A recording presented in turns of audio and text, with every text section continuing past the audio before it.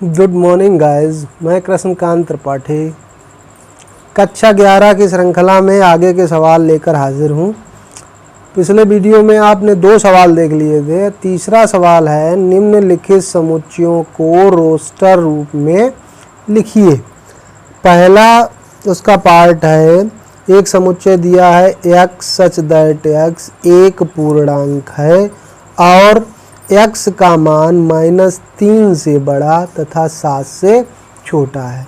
Roster विधि क्या होती है? हम जानते हैं कि रोस्टर विधि में समुच्चय के अवयवों को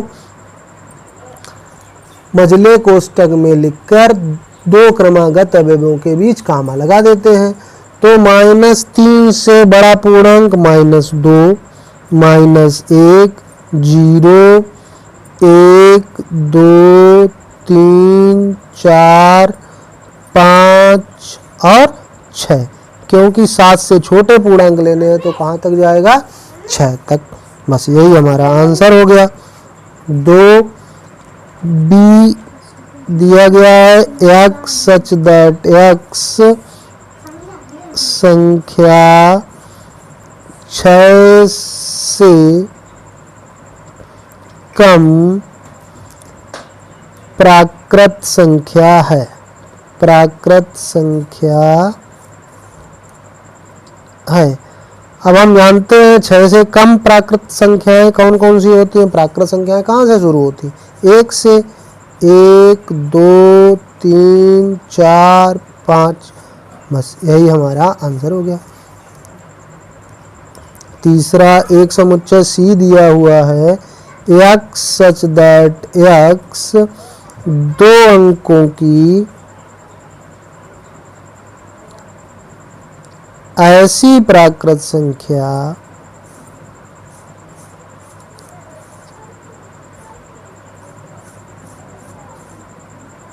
जिसके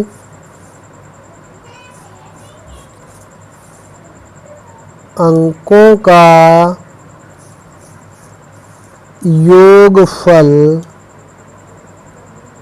8 है। अब 2 अंकों की ऐसी संख्या शुरू करेंगे कहाँ से? 1 से शुरू करेंगे। 1 और 7 1 8 होता है। फिर 2 6 2 8 होता है। 3 तो 5 होना चाहिए। फिर 4 4 4 8 होता है। उल्टा हो जाएगा 5 3 6 2 7 1 एक और संख्या बचती है 8 और 0 80। तो यही हमारी सारी संख्याएं हो गई जिनका योगफल 8 है। चौथा पार्ट इसका है, एक समुच्चय D दिया है x सच दैट x एक अभाज्य संख्या है। अभाज्य संख्या है जो 60 की भाजक है। अब अगर हम 60 के गुणनखंड कर दें, 2 से काटेंगे तो 30 आ जाएगा। फिर 2 से काटेंगे तो 15 आ जाएगा। फिर 3 से काटेंगे तो 5 आ जाएगा। 5 एकम 5। तो अभाज्य गुणनखंड हमारे हो गए 2 2 3 5। लेकिन समुच्चय में कोई भी अंक दोबारा नहीं लिखा जाता है। तो 2 और 3 5 यही हमारे अवयव हो गए। पांचवा पार्ट है इसका, एक समुच्चय E दिया हुआ है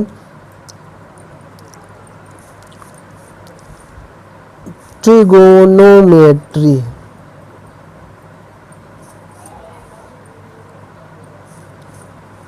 ट्रिगोनोमेट्री शब्द के अक्षरों का समुच्चय। अक्षरों का समुच्चय। तो ऐसे प्रश्नों को हल करना बहुत ही सरल होता है। शब्दों को अक्षरों को लेते जाइए और एक अक्षर एक ही बार लिखा जाएगा। TRIGON ओ लिख चुके हैं तो नहीं लिखेंगे। MET लिख चुके हैं, R लिख चुके हैं और Y बचा है। एक अक्षर को एक ही बार लिखते हैं। ये हमारा हो गया। एक और बचता है छठा पार्ट इसका, बेटर शब्द, बेटर शब्द के अक्षरों का समुच्चय,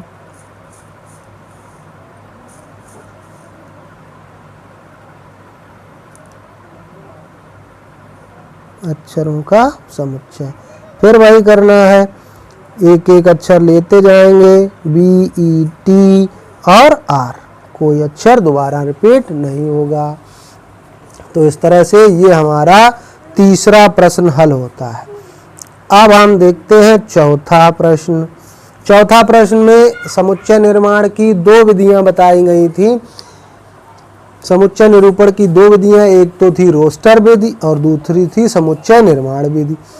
अब इसका उल्टा सवाल होगा, कि निम्नलिखित समुच्चयों को समुच्चय निर्माण विधि द्वारा लिखना है। तो इसका पहला प्रश्न है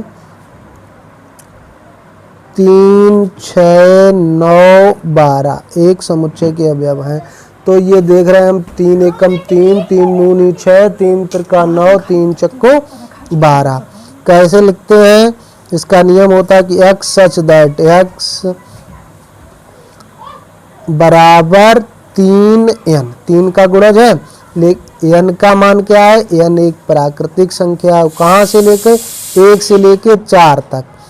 तो एक जो है n जो है 1 के बराबर या 1 से बड़ा, और किसके बराबर है? 4 के बराबर है। तो यही हमारा हो गया समुच्चय निर्माण विधि में। इसका दूसरा पार्ट है 2, 4, 8, 16, 32। तो हम देख रहे हैं 2 की घात 1 करें तो 2 आ जाता है, 2 की घात अगर 2 कर दें तो 4 आ जाएगा, 2 की घात 3 करें तो 8 आ जाएगा। ऐसे ही 2 की घात 4 करेंगे तो 16, 2 की घात 5 करेंगे तो 32। तो इसे कैसे लिखेंगे? x सच दैट x बराबर 2 की घात n। n क्या है? हमारी एक प्राकृतिक संख्या है और n का मान 1 से लेकर कहाँ तक है? 5 तक। तो बस यही हमारा आंसर हो गया।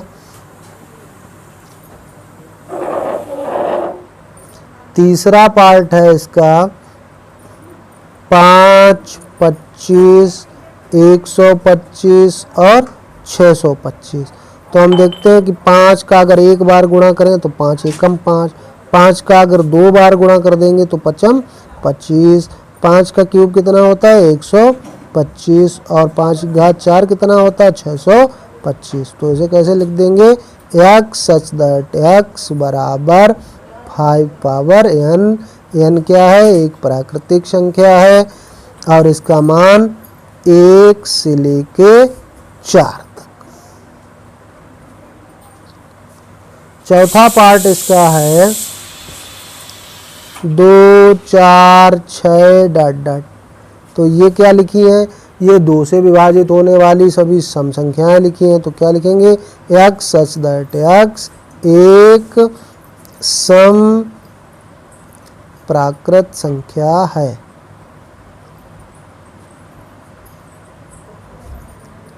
बस यही हमारा आंसर हो गया। अगला पार्ट है 1, 4, 9 डॉट डॉट कहाँ तक? 100 तक।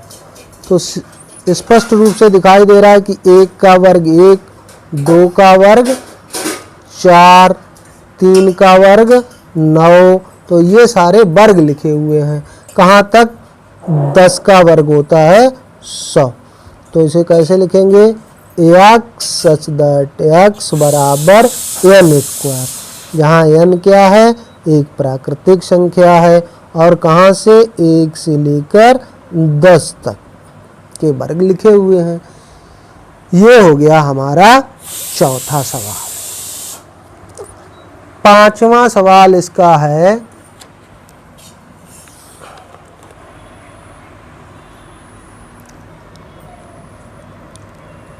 5वां प्रश्न है, सूचीबद्ध कीजिए निम्नलिखित समुच्चयों के अवयवों को सूचीबद्ध करना है। इसका पहला पार्ट है, एक समुच्चय ए दिया हुआ है, x सच दैट x एक विषम प्राकृत संख्या, विषम प्राकृत संख्या है। तो विषम प्राकृत संख्या कौन कौन सी होती है? विषम, जो 2 से नहीं कटती, 1, 3, 5, 7, 9, इस तरह से इसका आंसर हो जाएगा। दूसरा पार्ट है इसका, एक समुच्चय बी दिया हुआ है, x सच दैट x एक पूर्णांक है और -1/2 से बड़ा है x और 9/2 से छोटा है। पूरा अंक होना चाहिए, पूर्णांक, और 9/2 का मान कितना होता है? 4.5, यानी कि पूर्णांक इसके आगे आएगा 5। तो -1/2 से बड़ा पूर्णांक कौन सा हो गया? 0, और 1, 2, 3 और 4, क्योंकि 4.5 से छोटा ही हमको लेना है, तो 4 तक जाएगा। यही आंसर हो गया।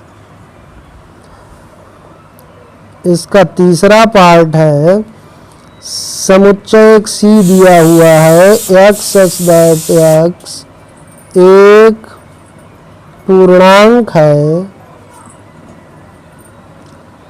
x square is less than or equal to 4। तो हमें पता है कि -2 का वर्ग करें तब भी 4, +2 का वर्ग करें तब भी 4, लेकिन ऐसी संख्या लेनी है जिसका वर्ग 4 से कम हो। तो -1 का वर्ग तो 1 ही होता है, और +1 का वर्ग भी 1 होता है, और 0 का वर्ग करेंगे तो 0 ही आएगा। तो इसमें कौन कौन से अवयव आ जाएंगे? -2, -1, 0, 1 और 2। इन सब का वर्ग 4 से छोटा है।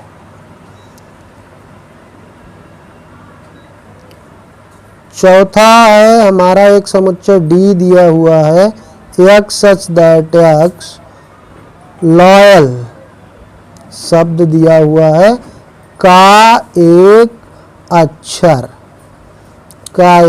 अक्षर है।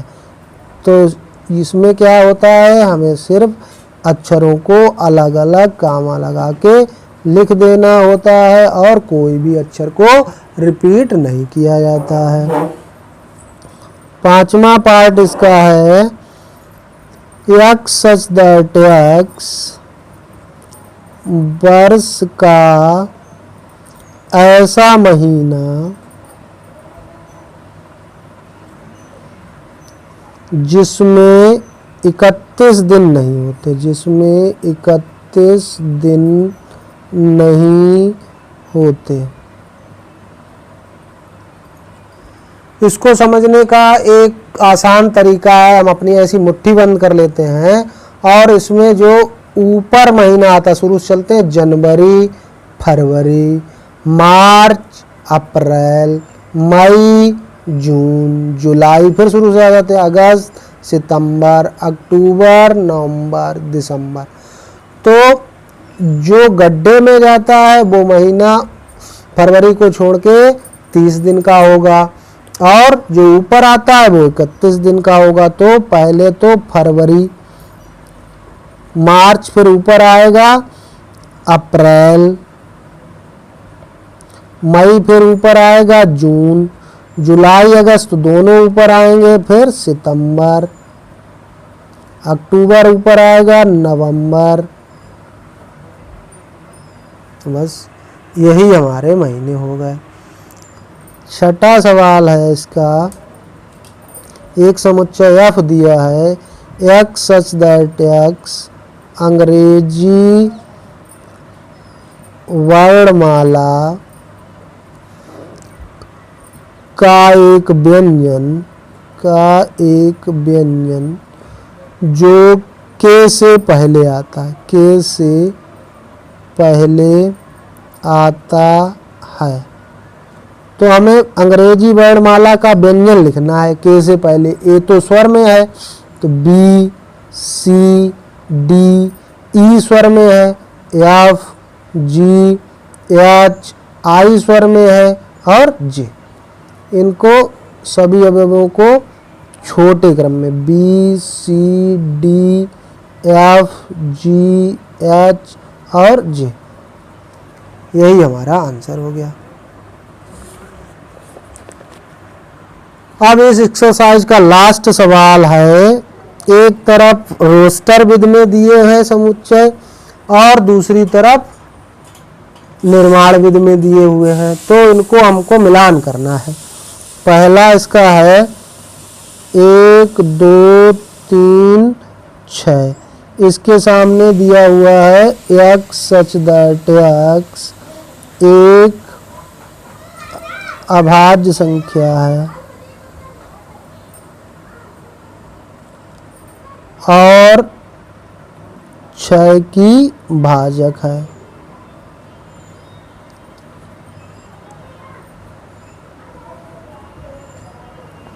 दूसरा है, इसमें 2 और 3 दिया हुआ है।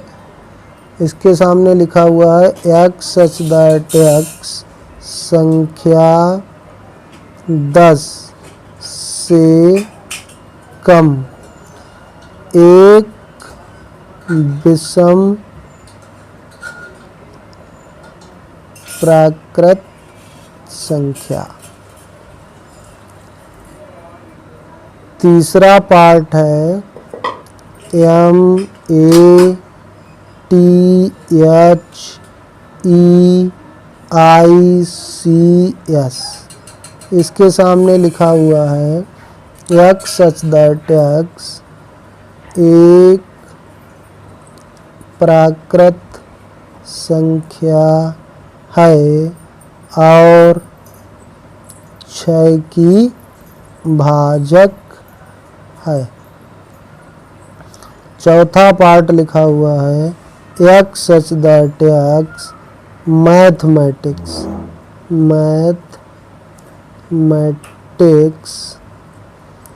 का एक